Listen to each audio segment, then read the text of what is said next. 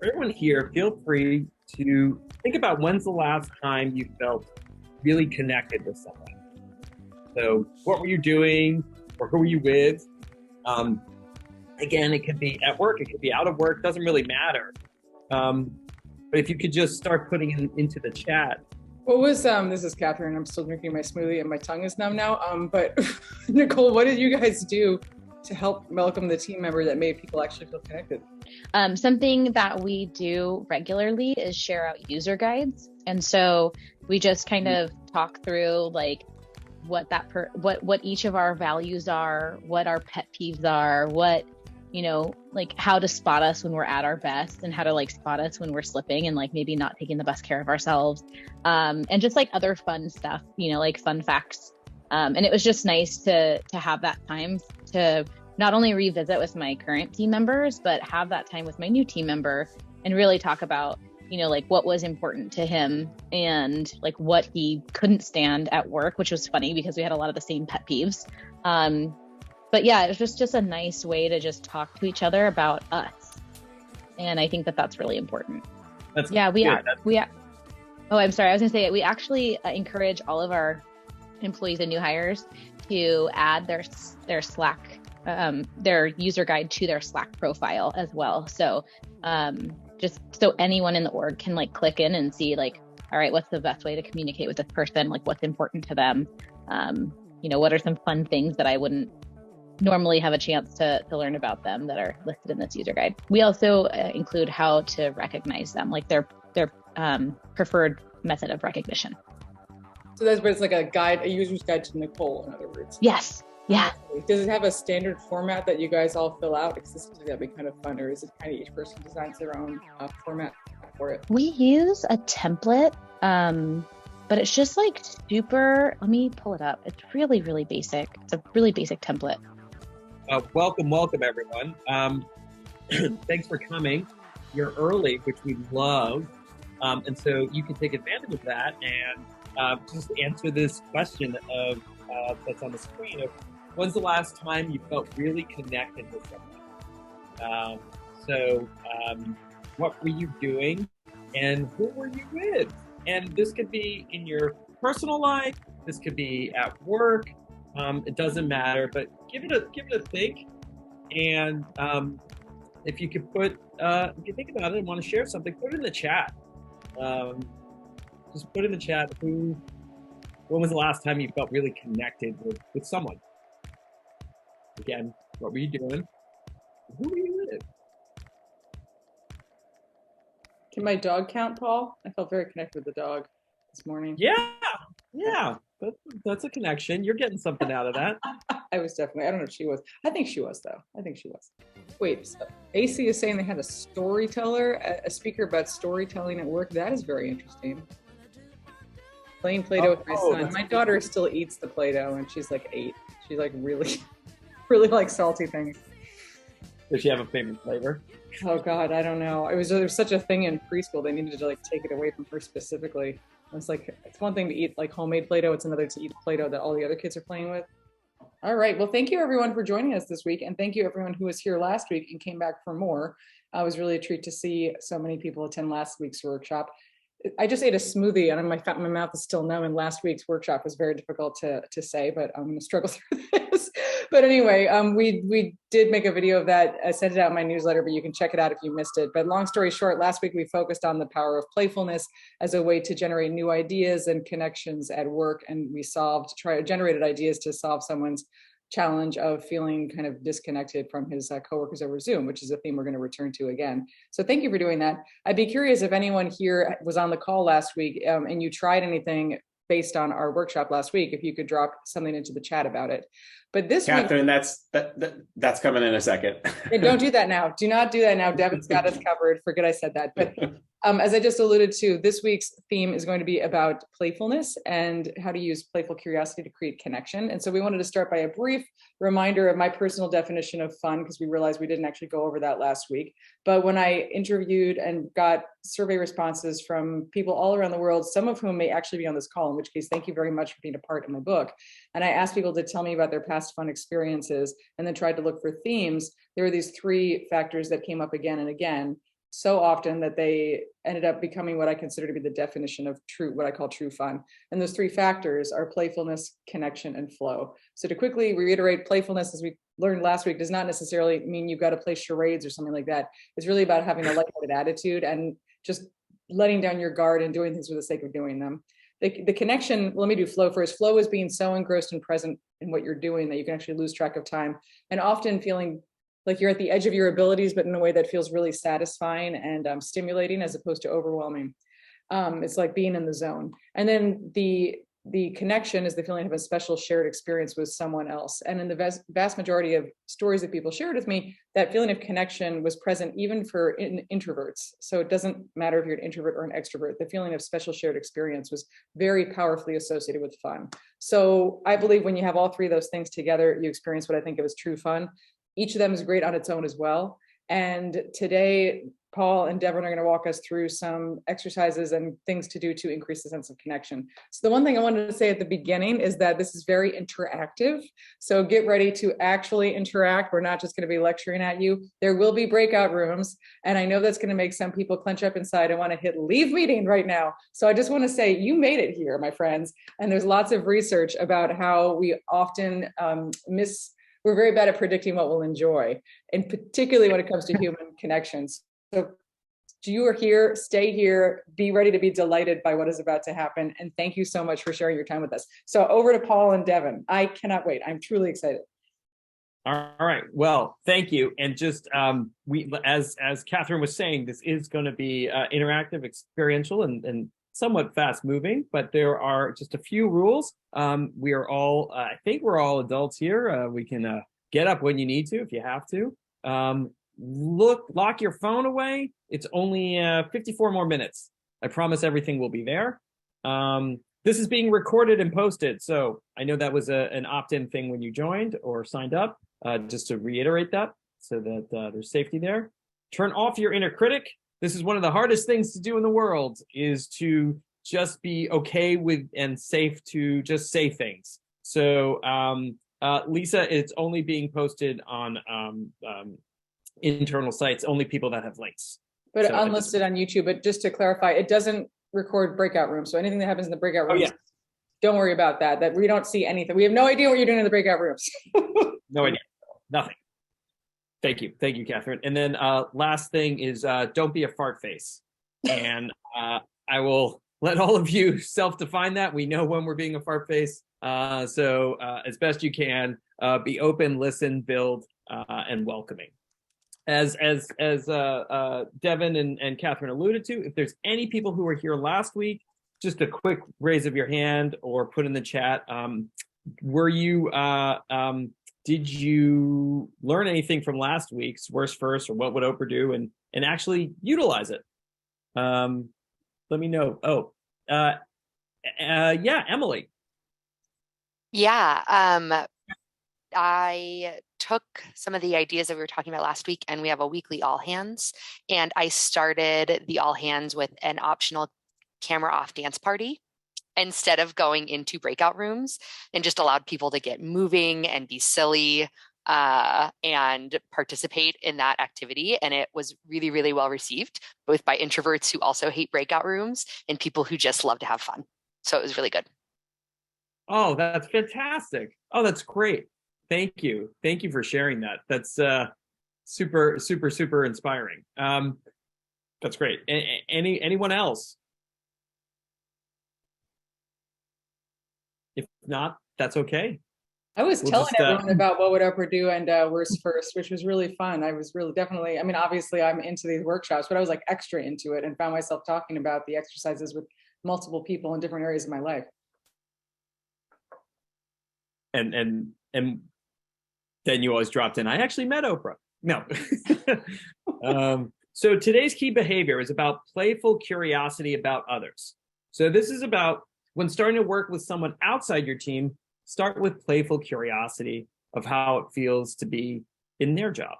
So this is about what I think we were talking about, like how do we kind of increase the odds of connection? And one of those ways is to start with just a very human behavior, curiosity. And we put playful on top of that. So we're going to do a pair exercise. That means you're going to go into breakout rooms of groups of 2 or 3. And once you get there, once you get sent to your breakout room, you're going to introduce yourselves and then ask each other 2 curious questions. And what's a superpower that you have in your personal life outside of works, i.e., I bring together my friends for fun trips. Like that's something I'm really good at. I gather the troops really well for that. 2, if you had a magic wand, what would you change about your role at work? For example, I wish that I knew people outside of my direct team better. If I wave my wand, that's what I would know. So the idea is to really listen. You'll need to know what your partner's answers are for what comes next. Well, thank you, everyone. Thanks for pairing up or going into a trio. We're going to try something with our shares. We want to actually know what you've heard from your partners. So did you hear any superpowers or magic wand wishes from your partner that you liked, that you thought were interesting? So you can either click you raise your hand, or you can just put in the chat what you learned about your partner. This is just an opportunity to like share something about the person you were with instead of only about yourself. So Kathy is a connector. Nice. Well, I think Kathy's partner is a connector. Oh, Kathy's partner is a connector. That's what I'm saying. No. AC wrote Kathy is a connector. Oh, nice. Superpower, instigating. Superpower, the ability to pull interesting stories from anyone. Superpower, active listening without trying to problem solve. Oh, this is great. My partner's superpower. Sneaking veggies into toddlers' food. I need that superpower. Eliminate faxes. That's the magic wand. Monica's also a connector and is good at making things happen. Amina's very thoughtful gift giver with no return on investment expectations. Magic wand, make more time for playful fun for high schoolers. Oh, wow, this is great. To see things as they are. Empathy. Julie's an empath. Okay, this is great. We can read people well. Planning, organizing, everyday. Her superpowers are creativity. Magic wand would be able to connect at work with clients on the phone. Superpower for Anne. Talk show host personality. Ability to ask questions, be curious, get to know about her surroundings. Anna learned about Jeffrey that if he had a magic wand, he would make bigger impact and hush his inner critic. Oh, that's great. Amanda's an empathetic friend. Work she wants in apartments. Katya's good with analogies. That's a good superpower. I like that one. I have a friend who actually, her superpower was analogies. She had the best analogies. That's funny that there's someone else out there. It was like she always had the perfect analogy. Megan's great at cooking, and Natasha can make people laugh. Magic wand, more fun into work. Thank you. That's a great magic wand. Magic wand, having a job that leaves life more balanced that she enjoys. Katya is good with analogies. Yep, this is all fantastic. Magic wand would be not sweat the small stuff and not be so hard on herself. And magic wand, she loves her work and wishes she could sprinkle this goodness to share. These are fantastic. Lastly, I'll just do that. Nicole's a planner, and her magic wand, she'd get people to listen to the first time. These are fantastic. Thank you so much for sharing these. And again, like the chat is there. You can always look back at it. So one of the lessons here is, instead of going at people and saying, putting them on the spot and saying, what are your strengths? What's annoying about your job? Instead of trying to kind of go with that type of curiosity and putting people on the spot, it's sometimes these are difficult to answer, whether it's sort of feeling put on the spot, whether it's not wanting to look boastful, whether it's not wanting to look like I'm complaining. Instead of doing that, we just simply changed it, the question, to be a little more playful. What's your superpower? And if you had a magic wand, what would you change? And that way you're getting insights into these people in a kind of more playful, creative way. But that playfulness actually disarms them. It actually allows them to participate a little bit more than, again, going like, what are your strengths? Like, what are you awesome at? It's kind of, it's a little more, it can be put people a little bit more on the spot and then thus maybe get in the way of a genuine connection. So, cloning yourself to, oh God, they keep coming. This is great. So The importance of connection. Just wanted to sort of quote, there was a University of Virginia researchers who said the brain perceives a hill as 20% steeper when by yourself compared to standing next to it with a friend. Literally, if you're by yourself, the hill looks steep, and if a friend is right next to you, you don't even have to be targeting them. The friend doesn't even have to be looking in the direction of the hill. Our very perception of reality is transformed by the presence of others. And playful curiosity helps us tackle work obstacles together. It allows us to connect. It's a great tool to help us connect more. So that is a story from this great book written by Sean Aker called The Happiness Advantage, about how positivity fuels success in work and life. Highly, highly recommend it. He's great. So let's move on to sort of why real connection is happening. So last week we talked a lot about how playfulness can help release and ignite dopamine. This time, real connection, what this is about is the hormone oxytocin. It's a social hormone. And it's the only one where we need another person to release it. Like the pharmaceutical industry has not figured out how to give us a pill and have it be released. It actually only can be released with some connection with someone else. And it's also the trust neurotransmitter, nourishes honesty, vulnerability, collaboration. And it's released through shared laughter, storytelling, playful questions. So one of the big questions about oxytocin, can it be released virtually? Yes, absolutely. It absolutely can. We can find that connection, again, through laughter, storytelling, listening, asking questions. And it doesn't have to be a fully planned out game. So absolutely. So we love oxytocin. So now we're going to do another exercise with our partners. And I best we can consider what your partner would change about their role if given a magic wand. Then connect the dots for what your partner based on their personal superpowers. So for example, I can see how your organizing ability might help create moments for different teams to get to know each other. And I think some people even volunteered their superpower already does help them at work, but maybe there's other places where they can apply it. So let us know. Does that seem clear? I think, and again, I think Devin is going to put this into the chat, so it will follow you. And again, it's just to see like, this is what they're good. This is their superpower, and I can see how this could really help them connect with others at work.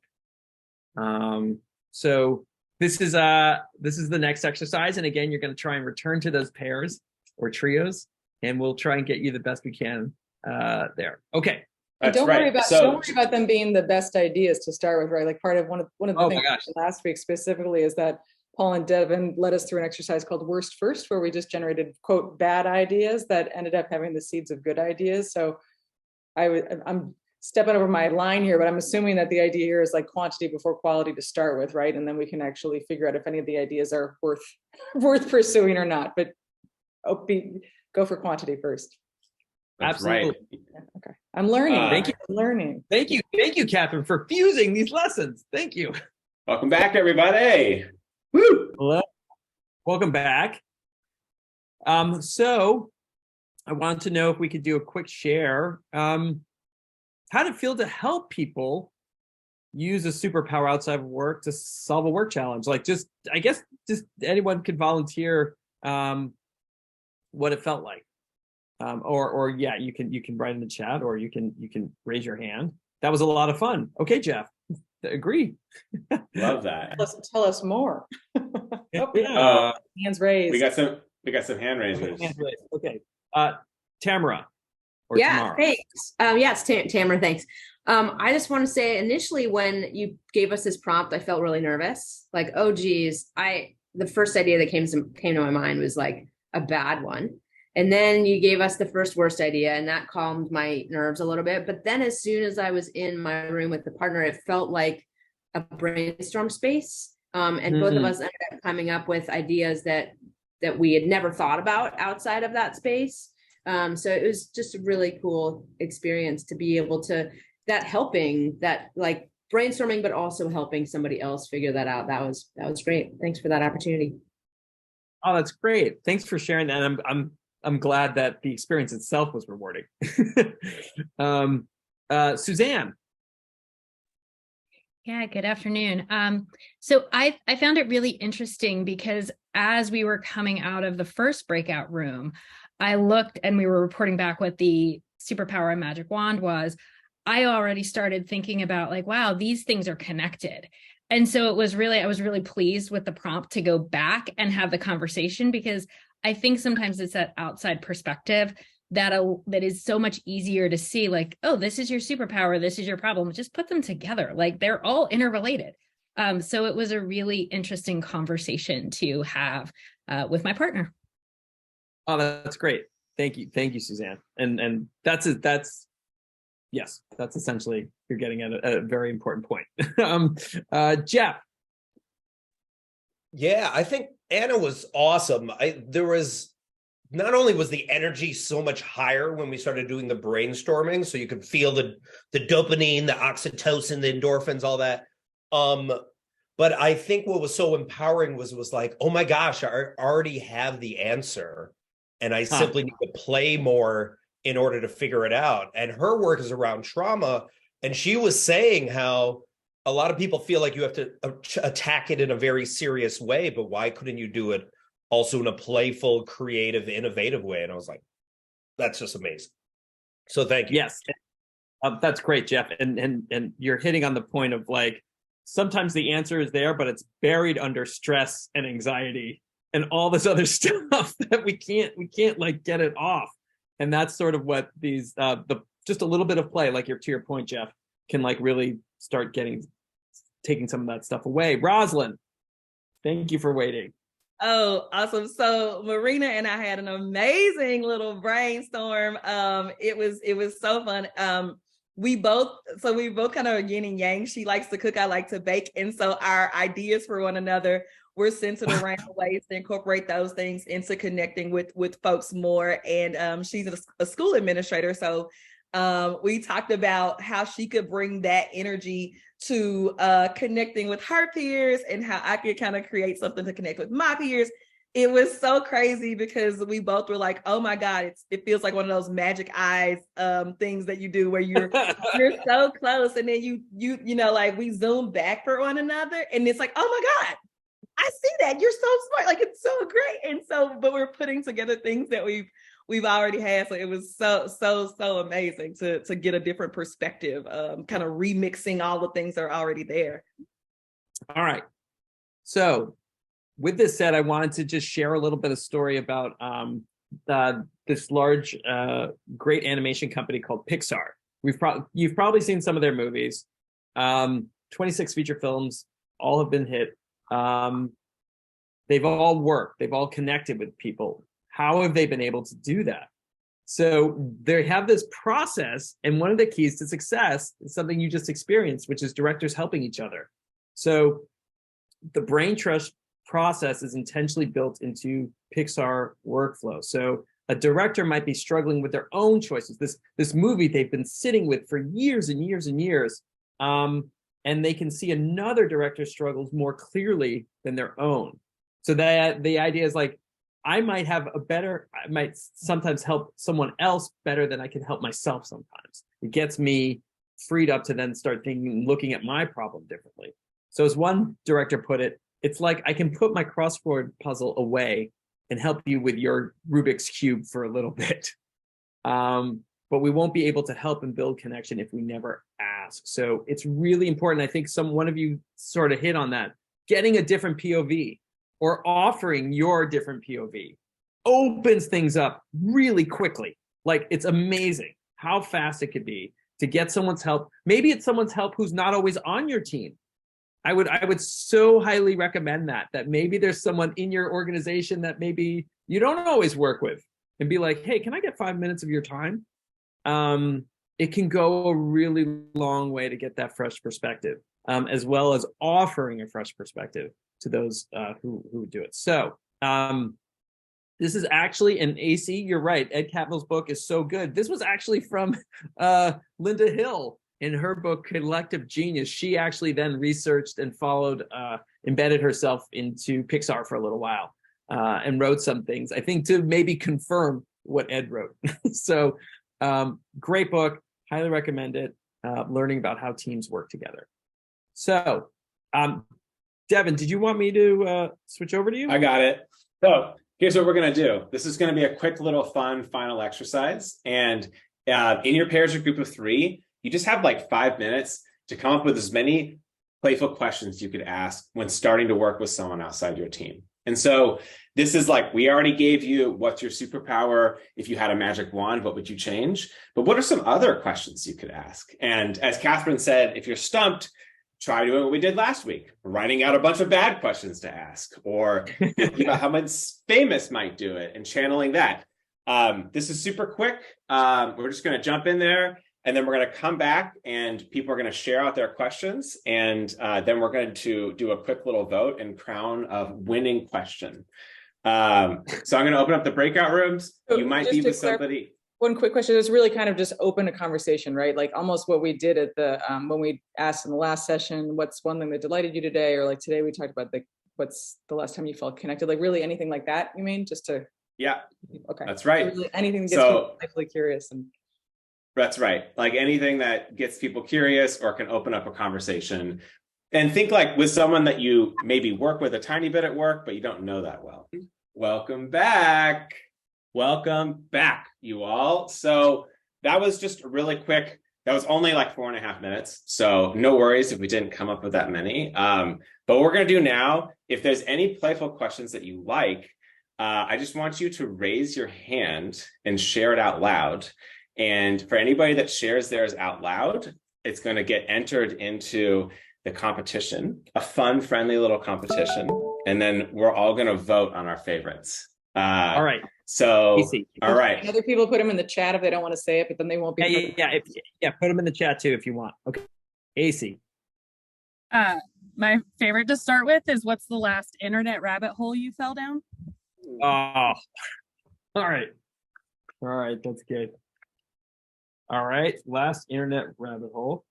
You're taking No, notes. Paul, I don't have to, right, Devin? Because I actually want to. I'm writing them down. I'm writing them down. So just, you write them down. Cycle Okay. through them. Okay. Rosalind, you're next. All right. So the one that we like the most, if we wiped out all of your apps on your phone, what 3 would you keep and why? Oh, wow. That's awesome. Okay. Amy.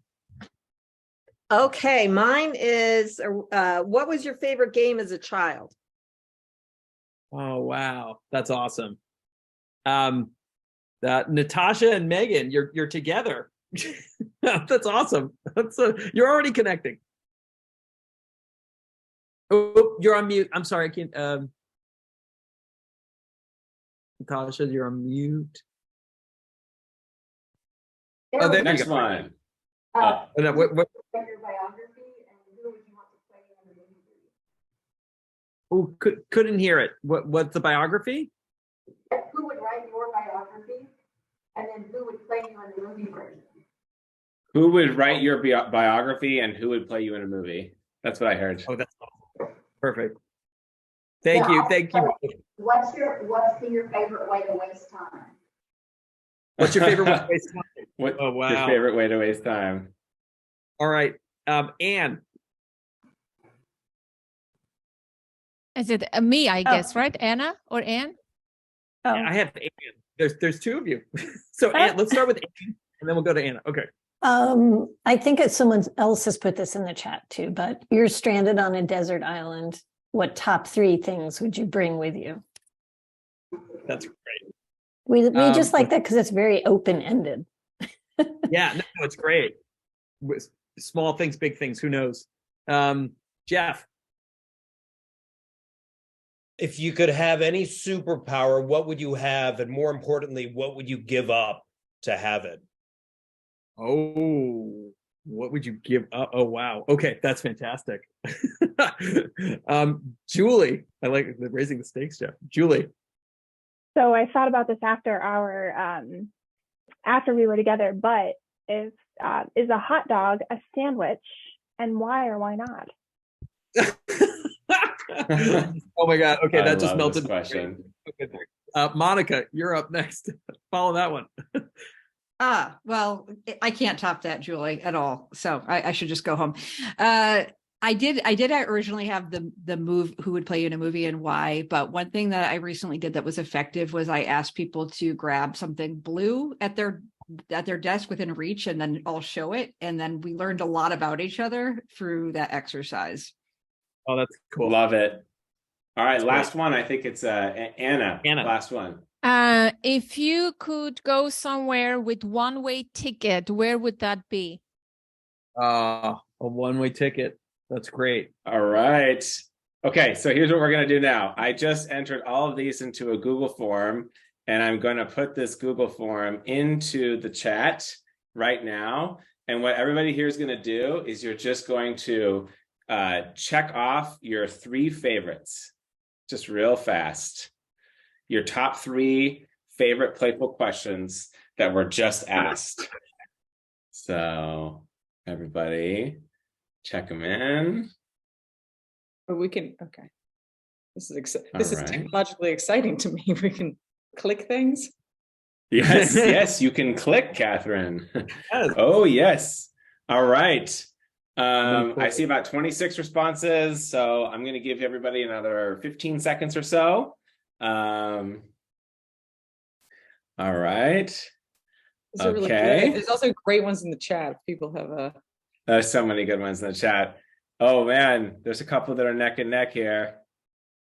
Oh, all right. And 3, 2, 1, and one just barely pulls into the lead. Wow. Okay. So with 25 votes, the winner is what's the last internet rabbit hole you fell down? And that was neck and neck with the next one, which had 24 votes, one less vote.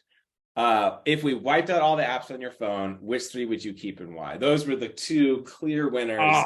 And I love both of those questions.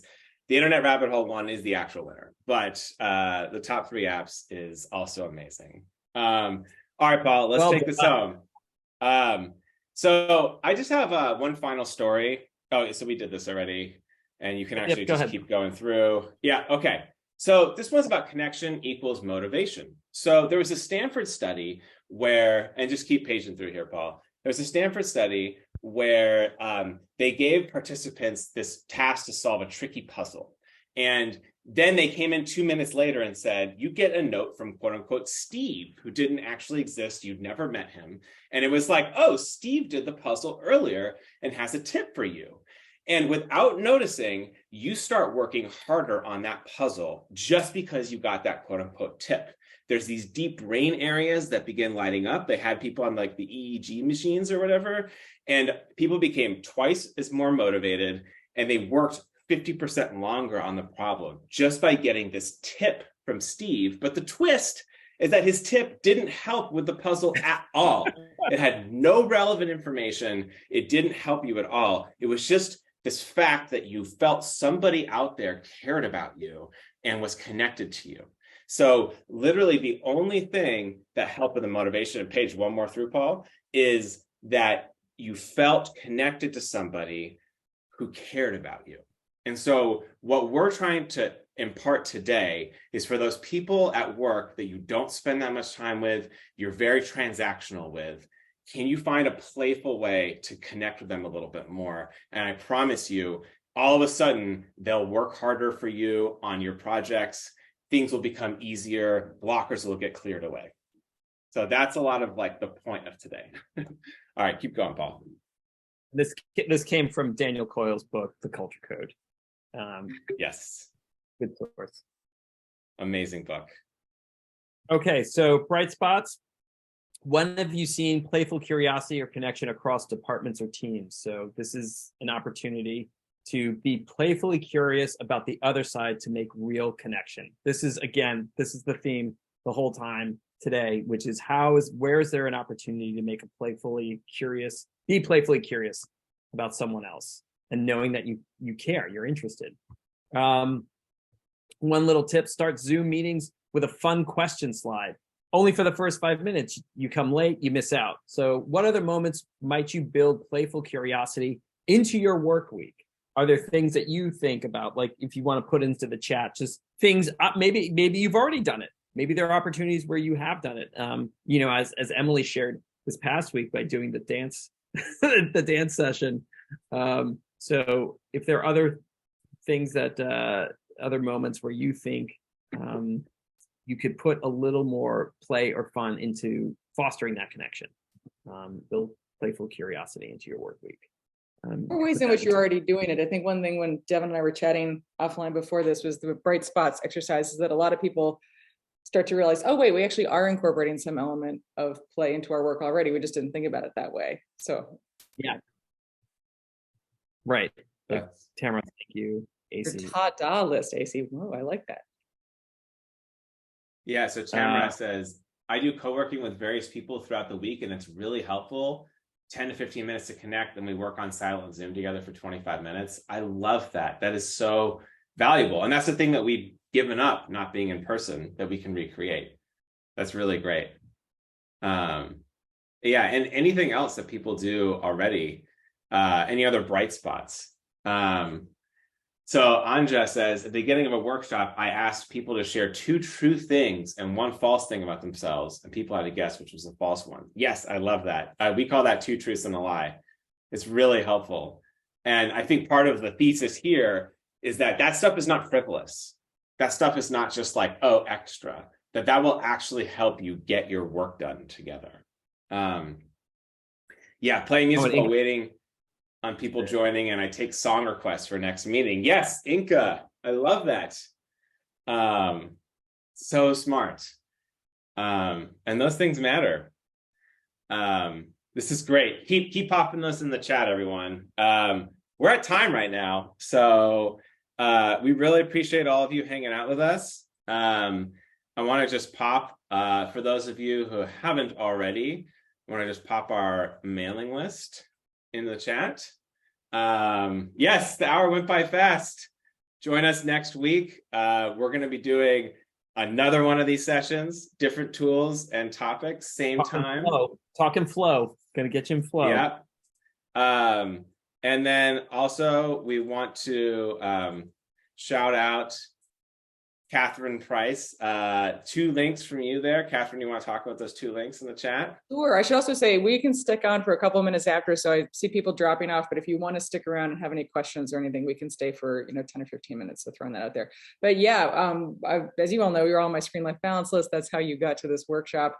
So I put together resources to help people, as I've been calling it, scroll less and live more. And you all know that. So I just want to actually more thank you for being a part of that.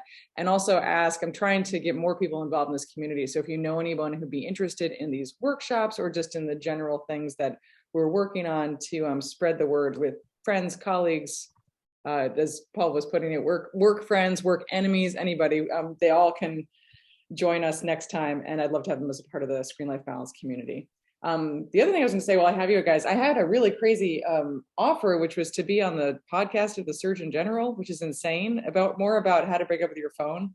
And I sent this out in one of my newsletters, but I was soliciting just thoughts anyone on the list had about kids and technology. So if you look at my last newsletter, I think I put it all the way at the bottom of that one. It was super long. Sorry, I'm a writer, so I say too many words. But anyway, I'd love to get your thoughts. So separate note, but next week we're going to focus on flow. It'll be interactive again. Please invite people to join us.